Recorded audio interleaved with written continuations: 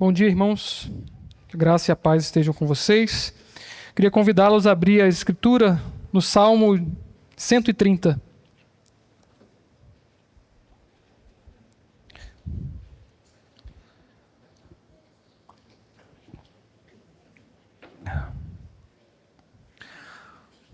Salmo 130.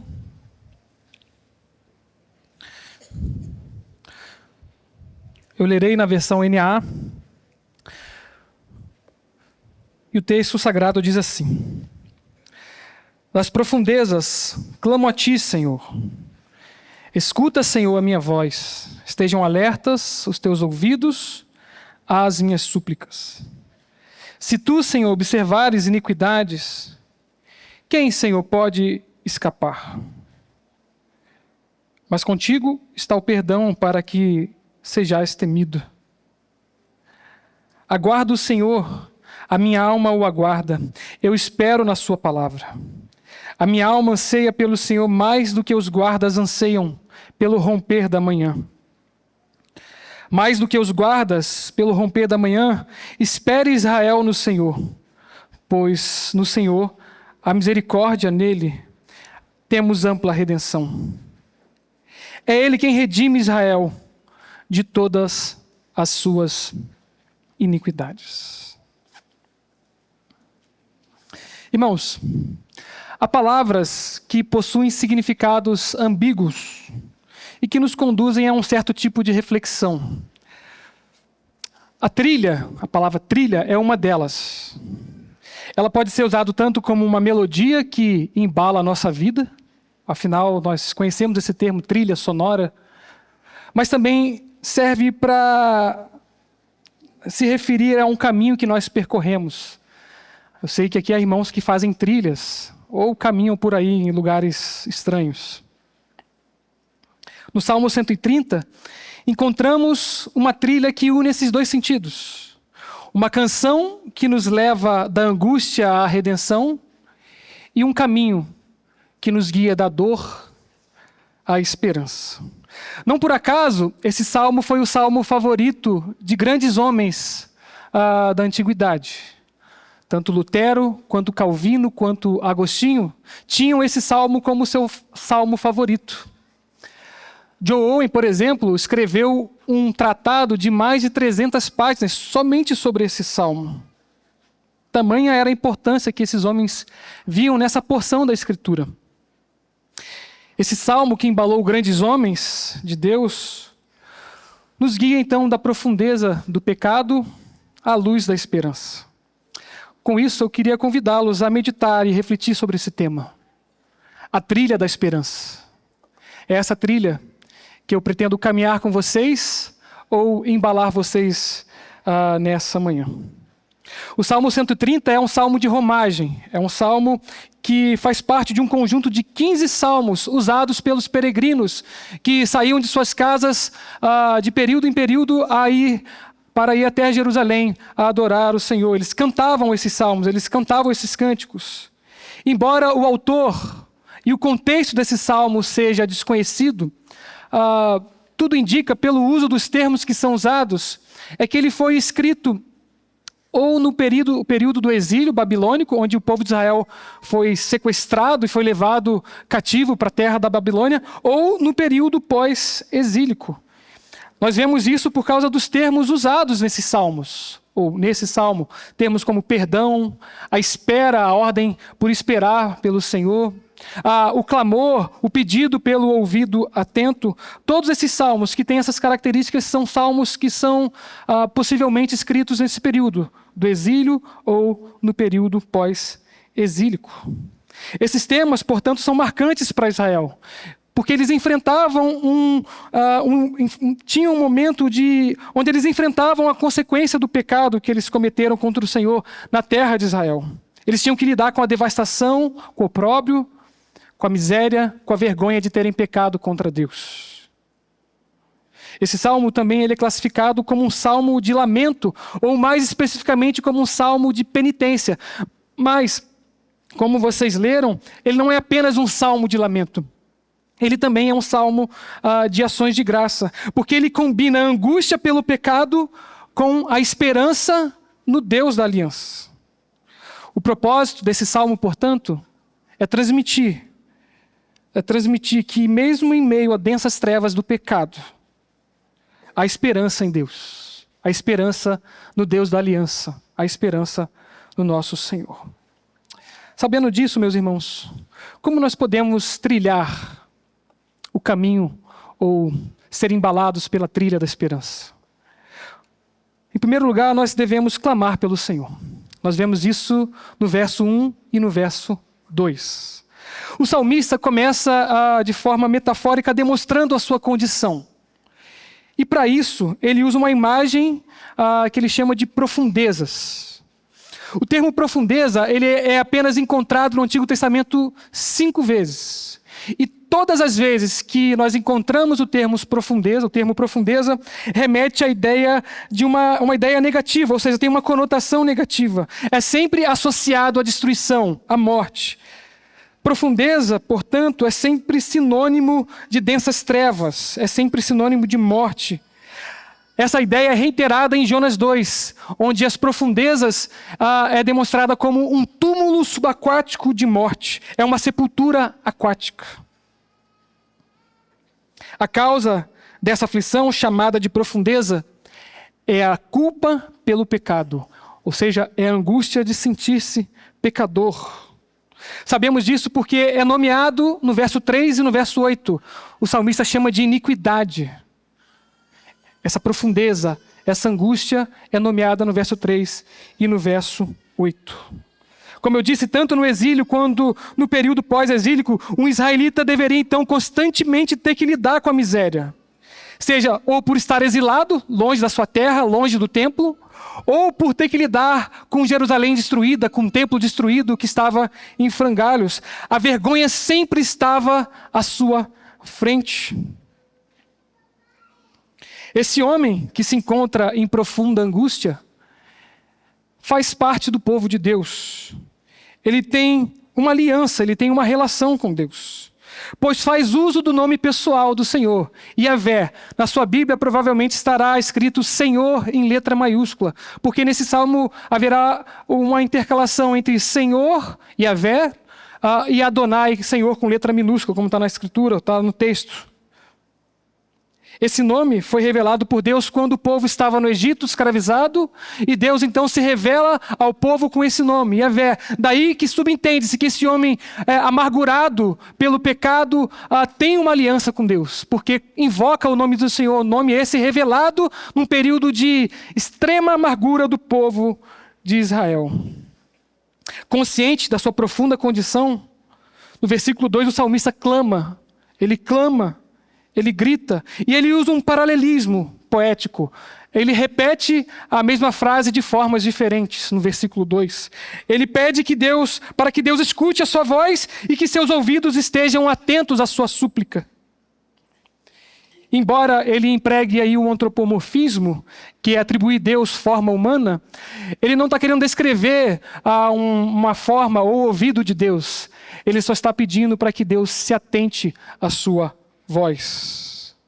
Reconhecendo a sua miséria, ele qualifica o seu clamor não como apenas uma oração ou um clamor.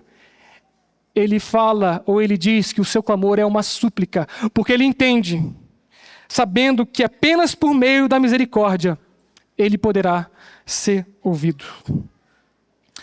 Como nós vimos, meus irmãos, esse salmo foi escrito no período do exílio ou no período pós-exílio. E como eu disse, de ambas as formas, os israelitas tinham que lidar com a culpa de terem abandonado a Deus.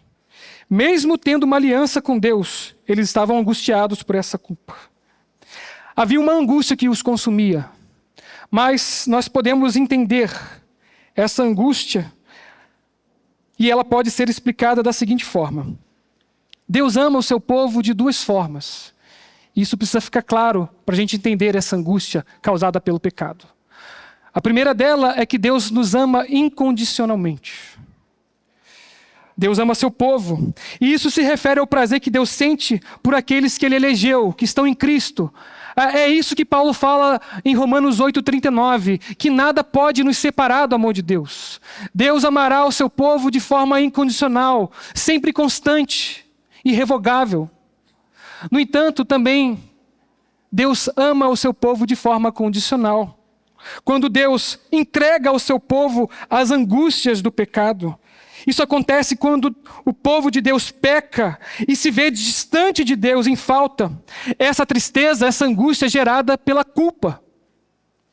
Culpa essa que nasce por causa da nossa inconformidade com a lei. Nós devemos lembrar, meus irmãos, que na aliança que o Senhor faz com o seu povo, principalmente na nova aliança, o Senhor coloca a sua lei dentro do coração do seu povo. E toda vez que nós quebramos a lei, nós partimos o nosso coração. Isso nos traz angústias. Isso nos traz tristezas. Por isso nós podemos também entender que Deus nos ama condicionalmente, porque de alguma forma ou de outra, também Deus dispensa o seu desprazer sobre nós, e isso nos causa angústia. Veja, meu irmão, no entanto, vale a pena dizer que essa palavra, culpa, angústia, não é uma palavra bem vista nos nossos dias, porque nós não entendemos a dinâmica pactual de Deus com o seu povo, onde Ele dispensa prazer sobre nós.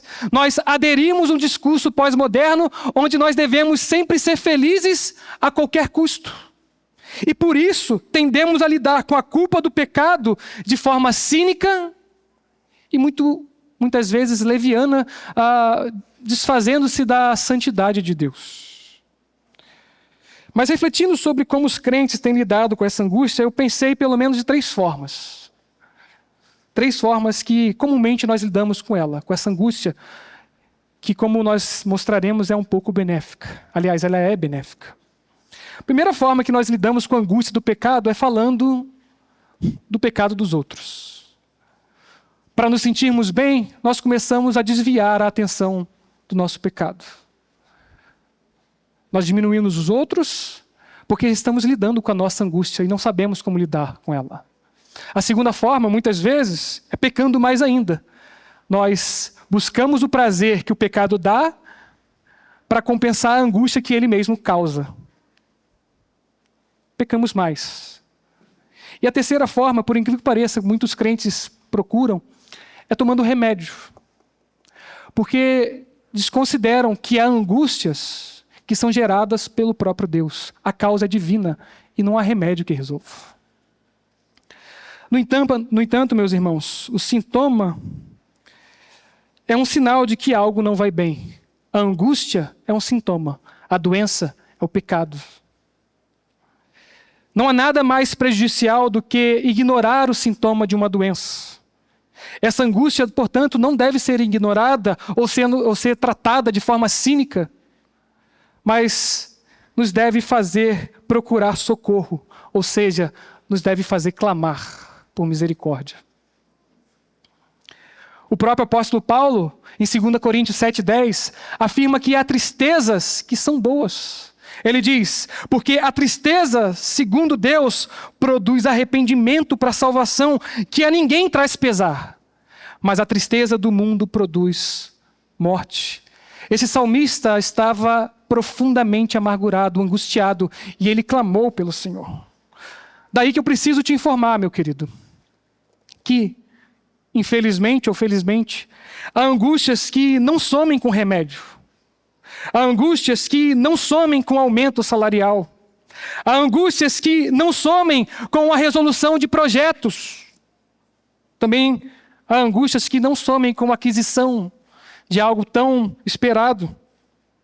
Há angústias, aliás, há uma angústia que só termina quando há um clamor por misericórdia. Com humilhação aos pés do Senhor, com reconhecimento da nossa miséria, com reconhecimento claro do nosso estado, ou seja, com arrependimento verdadeiro e quando ele é atendido e uma súplica pelo perdão de Deus. O salmista clamou porque ele estava angustiado Bendito seja o Senhor, porque Ele deixa florescer esse sintoma para que nós o clamemos, para que nós o busquemos em arrependimento. Bendito seja o Senhor, que não nos deixa nos sentirmos bem no pecado. Não há nada pior para um santo do que se ver entregue ao pecado. Daí, não ignore as suas angústias. Antes, ao senti-las, clame por misericórdia. Peça para que o Senhor atenda a sua voz. Essa angústia deve lhe fazer clamar pelo Senhor. O segundo ponto, ou a segunda trilha que nós devemos caminhar ou ouvir acerca da trilha da esperança, é que nós devemos conhecer esse Deus que nós estamos clamando. Na verdade, o movimento poderia ser o contrário, porque o salmista conhece o Deus da aliança, o Deus misericordioso, o Yahvé que resgatou o seu povo do Egito.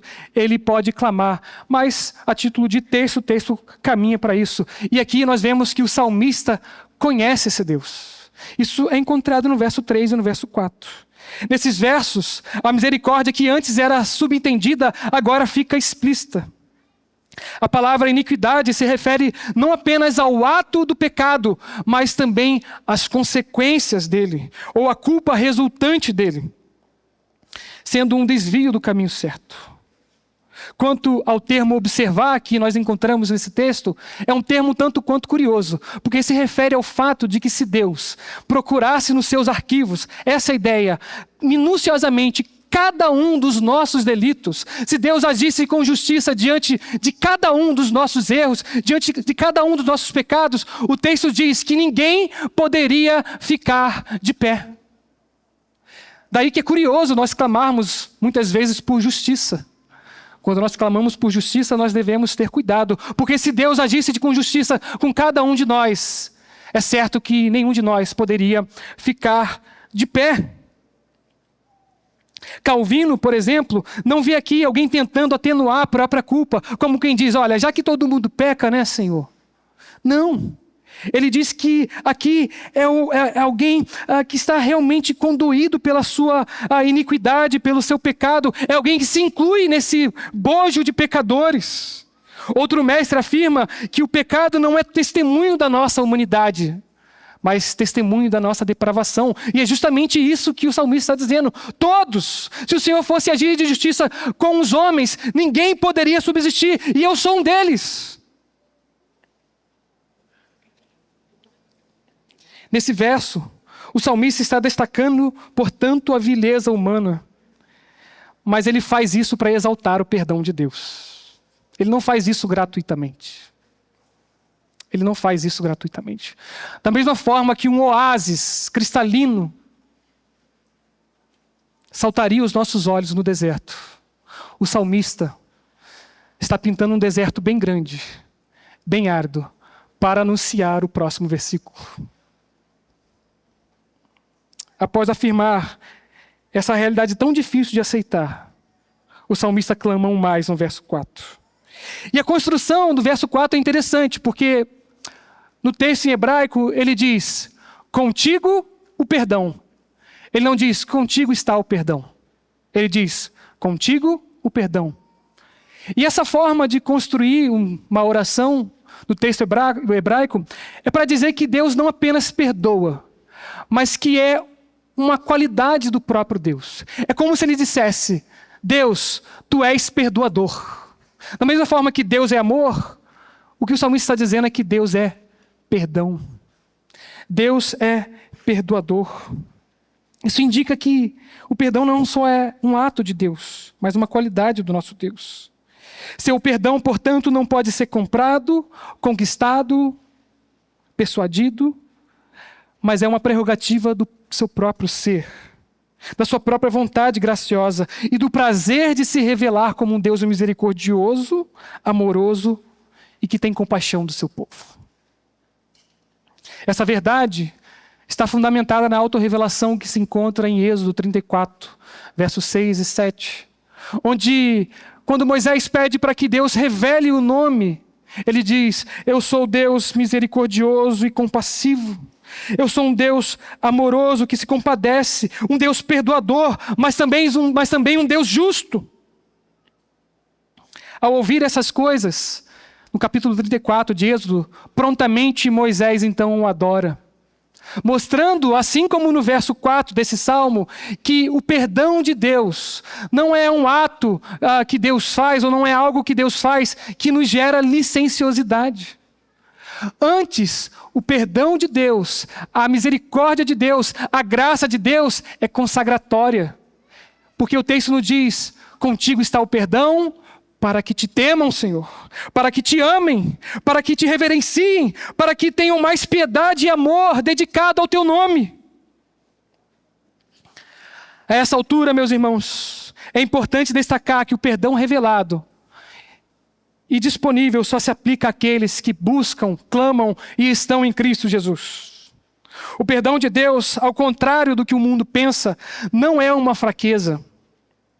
Na verdade, ele é uma grande demonstração de sabedoria, poder e justiça. Assim, o perdão exalta o Senhor.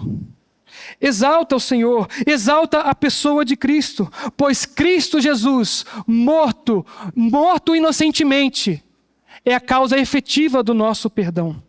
O perdão de Deus, portanto, gera em nós reverência, piedade, como eu disse, consagração, pois ao experimentarmos esse perdão, somos impulsionados a amá-lo mais, como o próprio Senhor ressalta em Lucas, na parábola dos 2 homens pecadores, a qual um devia 500 e outro devia 50. E aí o Senhor termina aquela parábola falando com Simão, pecador, dizendo: quem foi mais perdoado, quem ama mais?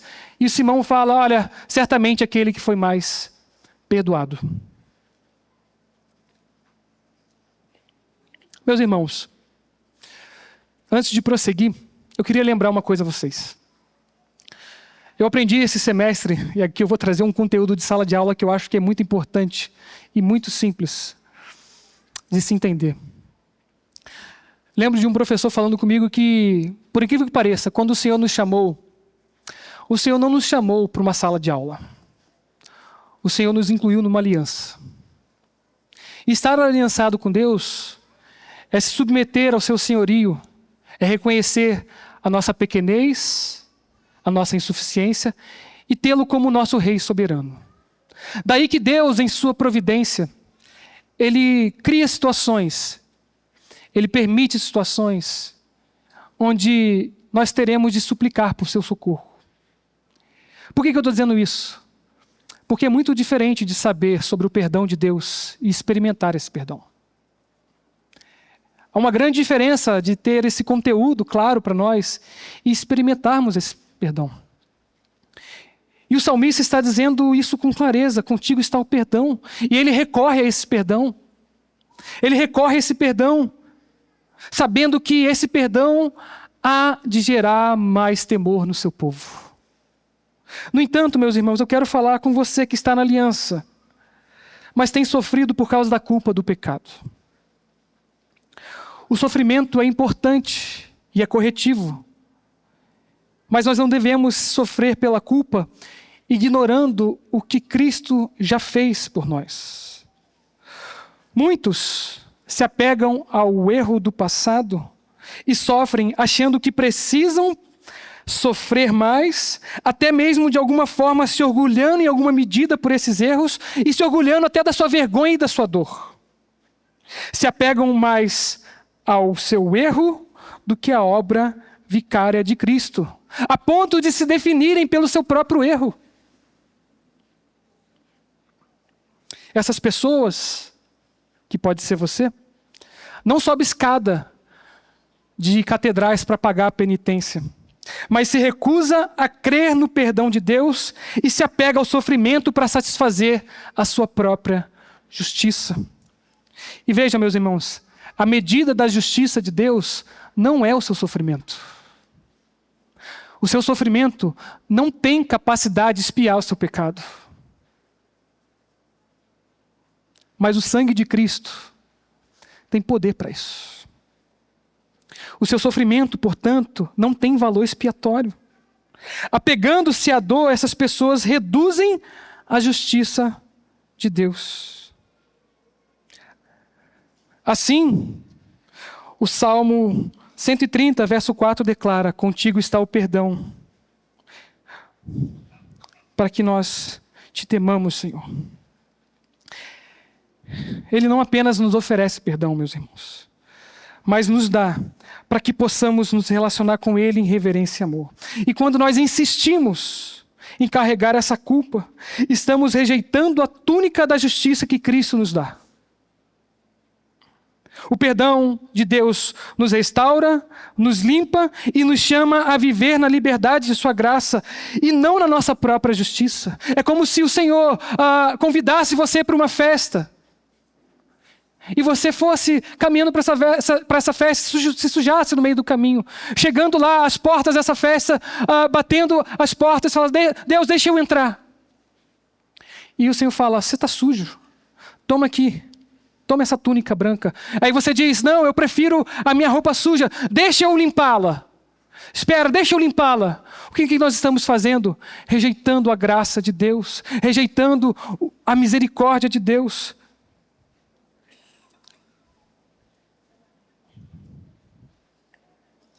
Não menospreze esse perdão. Em Cristo, meus irmãos, Ele é de vocês. Em Cristo, esse perdão é de vocês. O terceiro passo se encontra no verso 5 e no verso 6a. E ele diz que nós devemos esperar pelo Senhor. Tão certo de que há perdão em Deus, o salmista agora espera. Mas espera o quê? Espera por quem? Veja que interessante, ele espera o Senhor. Ele espera o Senhor. Como parceiro da aliança que está subjugado pelo pecado, o salmista espera que o seu soberano atue em seu favor. O fato de dizer que ele espera com a sua alma implica em dizer que ele está esperando com todo o seu ser, com a sua razão, com seus desejos, com seus sentimentos. Ele espera que o Senhor atue na vida dele e ele se sinta perdoado, se sinta liberto. No entanto, veja que interessante o que acontece no restante do versículo, na parte B do versículo 5. Ele diz que ele espera no Senhor, e esperar no Senhor é esperar na sua palavra. Essa afirmação é um golpe mortal para aqueles que ignoram o fato de que o Senhor está relacionado com a sua palavra. É um golpe mortal para aqueles que acreditam que pode se relacionar com o Senhor a parte das Escrituras, baseado, por exemplo, em sentimentos e percepções. A espera no Senhor e pelo Senhor implica conhecê-lo objetivamente, descansar nas suas promessas, se apegar à sua palavra. Deus havia prometido a Israel: ainda que o vosso pecado seja como a escarlata, eles se tornarão como a neve. Ainda que sejam vermelhos como o carmesim, tornar-se-ão como a lã. Veja, a sua embarcação poderia estar no alto mar, mas não estava sem âncora. Não estava à deriva. Ela possuía uma âncora muito bem profunda e um compromisso de resgate ao seu favor. Sua espera não estava baseada em pressuposições, sentimentos, mas estava calcada e presa à palavra do próprio Deus, às promessas do próprio Deus. Ele esperava a restauração na sua comunhão com Deus.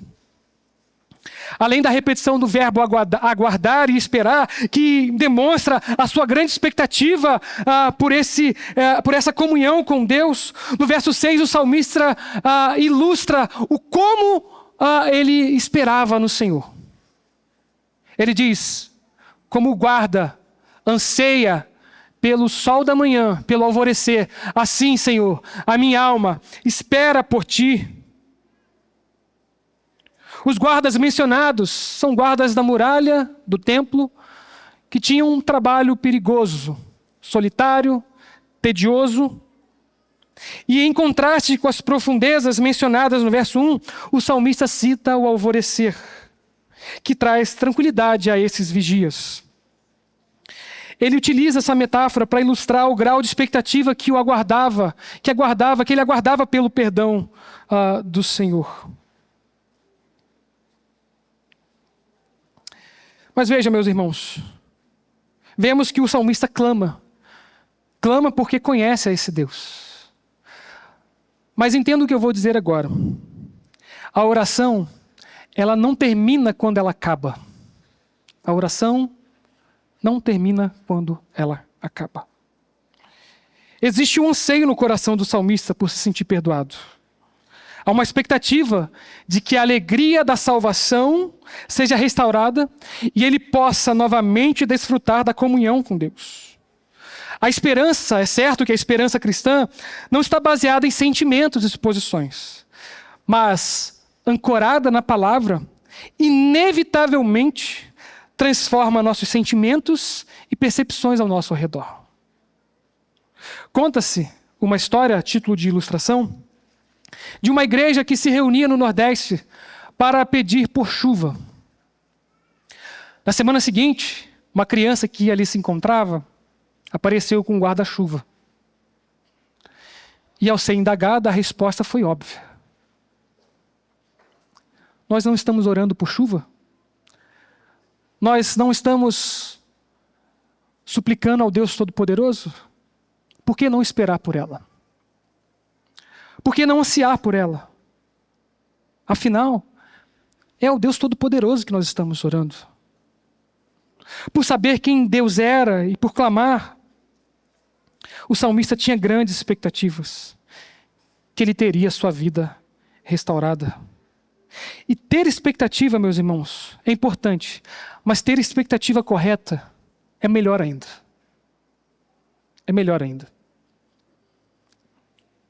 Por isso, quando nós oramos por perdão, quando nós estamos angustiados pelo nosso pecado, nós devemos sim ter expectativas pelo perdão, mas uma expectativa correta. O que eu quero dizer com isso?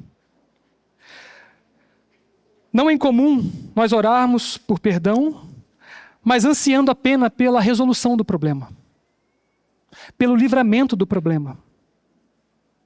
Não é incomum nós orarmos por perdão, negligenciando que a coisa que nós mais perdemos foi a comunhão com o nosso Deus. E veja, eu não estou dizendo de perda de salvação. Eu estou dizendo sim que há uma alegria, há uma vida, há uma comunhão que nós devemos buscar e desfrutar na nossa vida com Deus. Por isso que quando nós oramos, quando nós suplicamos ao Senhor pelo perdão, nós não devemos apenas suplicar ou desejar a resolução de um problema. Nós não devemos apenas anseiar pela resolução dessas coisas, mas buscar sim essa alegria que nós perdemos, a alegria de pertencermos a Deus. Eu digo isso, meus irmãos, porque a nossa confissão prevê o fundo do poço. E muitos, ao pecarem, se acostumam com o fundo do poço. A nossa confissão diz: por diversos modos, podem os crentes ter a segurança da salvação abalada, diminuída e interrompida, negligenciando a conservação dela, caindo em algum pecado especial que fira a consciência e entristeça o Espírito Santo, cedendo às fortes e repentinas tentações. E veja como ela conclui: retirando Deus a luz de seu rosto e permitindo que andem em trevas e não tenham luz, mesmo os que temem. Tem cristãos, meus irmãos, que se acostumaram com vida miserável. Não tem mais expectativa da restauração da comunhão com Deus. Isso é uma perda muito grande e o salmista ansiava por isso. Ansiava pelo dia de que a sua vida seria restaurada, que Jerusalém seria restaurada. Ele ansiava por isso. Digo isso, meus irmãos, porque é possível chegar no fundo do poço. É possível, por exemplo, ter a mente cheia de teologia e estar vazio de Deus. É possível ter a vida resolvida e ainda assim não ter a luz do rosto do Senhor. Por isso, meus irmãos, é essencial reavaliar os nossos valores e voltar a ansiar pela comunhão com Deus, permitindo que esse relacionamento seja o centro da nossa vida. Seja o centro da nossa vida. Anseie pelo Senhor. Espere. Tenha expectativas. Desfrute dessa comunhão. Busque essa comunhão. Busque novamente essa alegria. Não se dê por convencido ou por contente apenas de saber o que é correto. busque experimentar essas coisas. Veja, é muito diferente saber que um prato será servido e comê-lo. É bem diferente. Ter a expectativa de que ele está sendo preparado, sentir o cheiro e nunca comer desse prato. O salmista sabe que a comunhão com Deus, a alegria de pertencê-lo, é algo importante. E ele espera essa restauração. Ele espera essa comunhão. Ele não se contenta apenas em saber, embora ele soubesse. E o quarto passo, meus irmãos, é proclamar o Senhor. Tomado pela esperança que brota de poder clamar o Senhor, conhecendo a sua imensa misericórdia e confiando que Ele jamais falhará em cumprir as suas promessas. O salmista, então, agora exorta a Israel a também esperar no Senhor. E ele apresenta dois simples motivos. O primeiro motivo é que há misericórdia em Deus. E o segundo, que há poder para libertar o povo da iniquidade. Em Deus há misericórdia, e não apenas há misericórdia, há também poder para libertá-los do pecado. A misericórdia de Deus, ou seja, a misericórdia divina, reflete a sua fidelidade à aliança. Um amor constante que nunca abandona o seu povo. A palavra hebraica, hesed, que é traduzida comumente por misericórdia, lealdade, entre outras palavras, é um amor perseverante, ilustrado, por exemplo, na vida de Oséias, que foi instruído por Deus a retornar a ter comunhão com a sua esposa prostituta, a honrar essa fidelidade, esse compromisso que ele havia feito com ela. Esse amor misericordioso, esse amor aliançado, é visto, por exemplo, no pai da parábola do filho pródigo, que aceita o seu filho depois de seu filho tê-lo abandonado.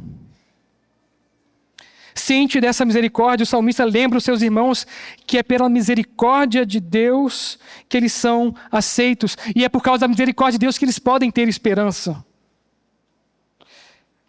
E por que é importante falar sobre a misericórdia de Deus? Inclusive a ponto de dizer que Deus é misericórdia. Porque a mesma construção que é vista no verso 4 também é visto aqui. Porque Deus, sendo pleno em si, Deus sendo autossuficiente, Ele pode se compadecer de cada um sem exigir nada em troca. E é exatamente esse tipo de amor que Israel precisava. Pois, voltando de um cativeiro, com a sua cidade destruída, com os seus lugares destruídos, com a sua vida destruída, eles não tinham nada para oferecer. É justamente esse amor misericordioso que um pecador precisa. O Deus bíblico, portanto, é a única esperança para pecadores. Apenas o Deus triuno, autossuficiente, que tem o amor em si, pode lidar com o pecado sem destruir o pecador. Porque sendo autossuficiente, ele não necessita nada e nem de ninguém, e muito menos nada das suas mãos. Por isso ele pode agir com misericórdia. O Deus bíblico é a única esperança para pessoas como eu e como você. Já os falsos deuses sempre exigem algo em troca, tornando impossível ao pecador, desprovido de recursos, encontrar misericórdia. Veja, esses deuses dependem das dádivas das suas mãos, e quando você não as tem, eles não podem agir com misericórdia. Por isso, nós devemos anunciar esse Deus de misericórdia.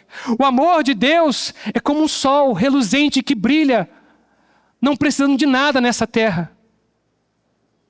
O amor dos falsos deuses são como lamparinas que precisam de óleo para iluminar, meus irmãos. A única esperança para pecadores como nós é o Deus triuno e misericordioso, que não precisa de nada e pode, por causa da sua plena vontade e da sua autorrevelação, dispensar misericórdia sobre nós. O segundo motivo apresentado pelo salmista é o poder de Deus para redimir Israel do seu cativeiro. Cativeiro esse da iniquidade. No Deus de Israel, portanto, não há apenas só disposição para acolher um povo rebelde, mas também há poder para libertar esse povo rebelde do seu amor pelo pecado. Redimir significa resgatar. E em Israel era possível você pagar pela libertação de um escravo. O Salmo 130 assegura que o Senhor há de redimir Israel, livrando da iniquidade e da sua culpa, e não apenas isso, mas também das consequências desse pecado. Essa redenção é abrangente, alcançando não apenas, como eu disse, a culpa, mas também os efeitos desse pecado. E é isso que o salmista proclama. É isso que o salmista proclama aos seus, é isso que o salmista proclama aos seus irmãos. E em Deus há misericórdia, e em Deus há poder para te libertar do pecado. Mas por que o último passo da trilha da esperança é a proclamação? Porque a nossa boca sempre estará cheia daquilo que enche o nosso coração, meus irmãos. Sempre estará cheia daquilo que está no nosso coração. Se conhecemos o Senhor e clamamos e esperamos nele, enquanto fazemos isso, proclamamos esse Deus a qual nós esperamos. Mas aqui nós podemos extrair uma boa lição. Como nós temos anunciado esse Deus da aliança aos nossos?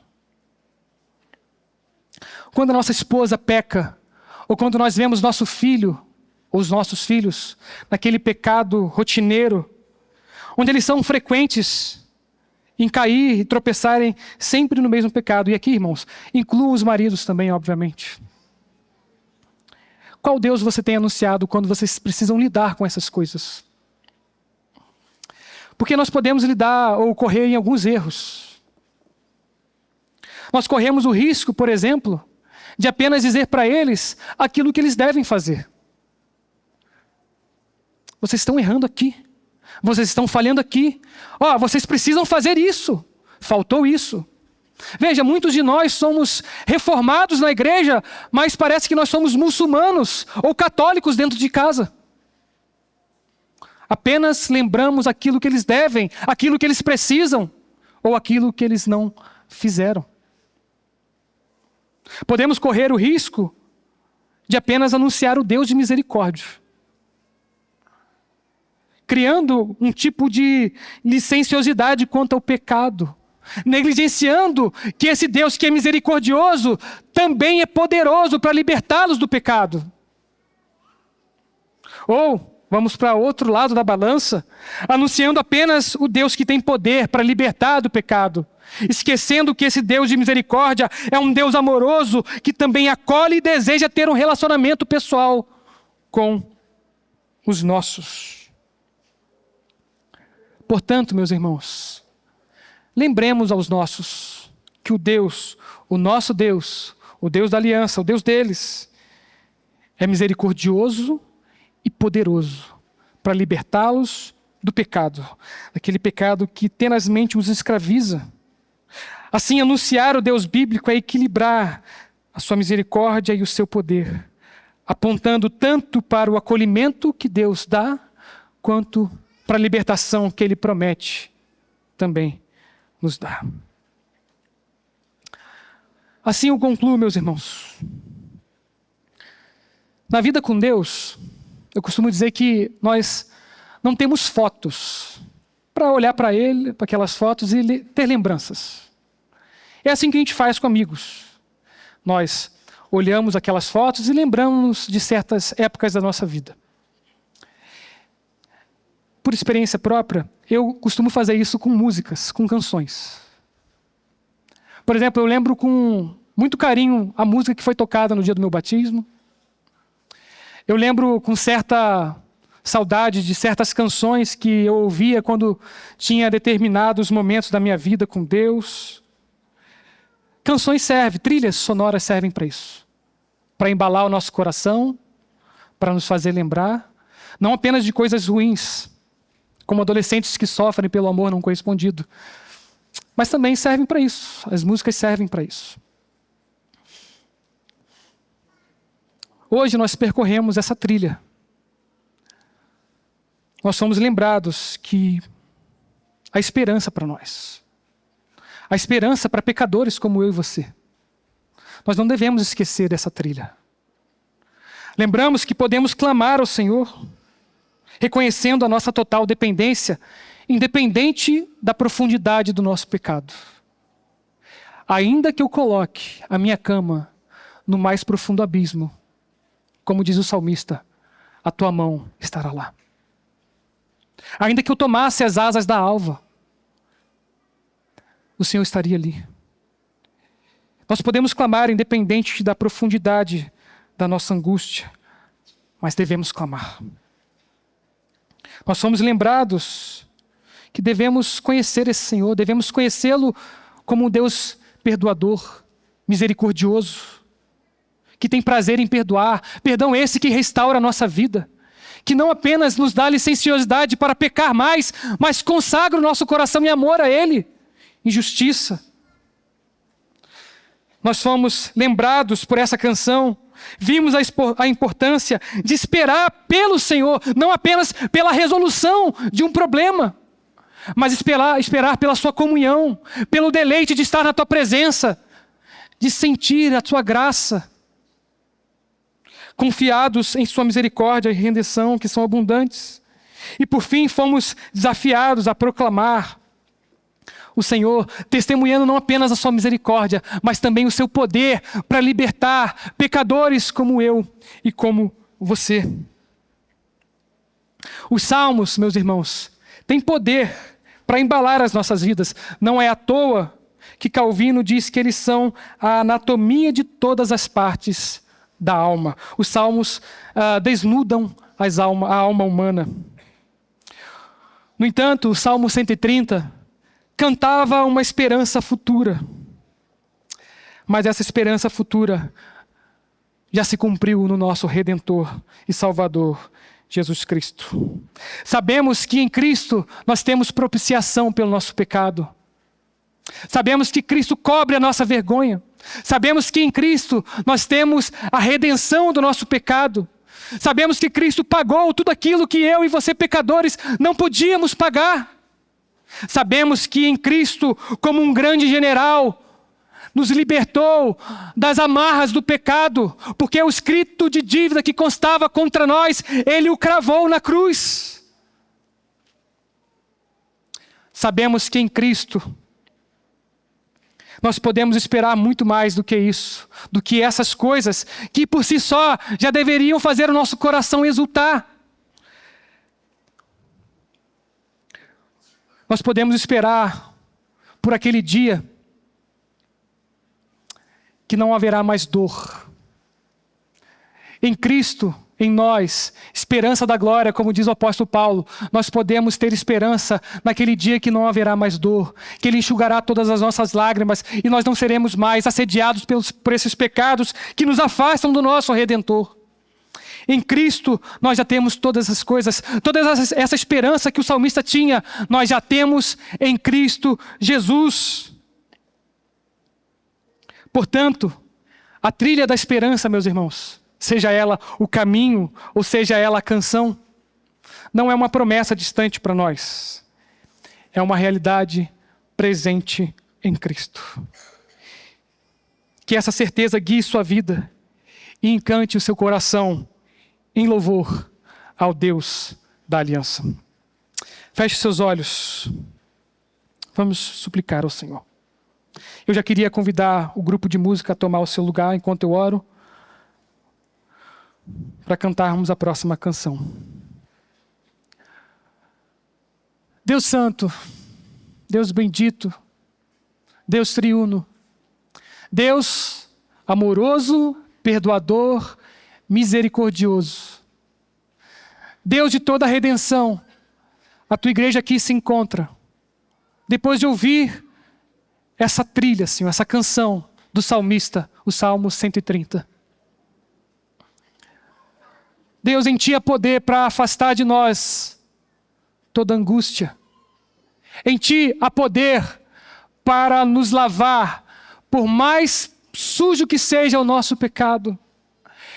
Em Ti, ó Deus, há poder para receber pessoas indesejadas. Em Ti há poder para acolher pessoas que se sentem distante umas das outras. Em Ti há poder, Senhor, para libertar a nossa vida daquele pecado que nos escraviza. Em Ti há poder, em Ti há misericórdia, Senhor. Por isso, Deus, faça essas coisas, por amor do Teu santo nome, por amor de Cristo Jesus, porque por causa dEle nós temos todas essas coisas, e é por causa do nome dEle que nós clamamos a Ti.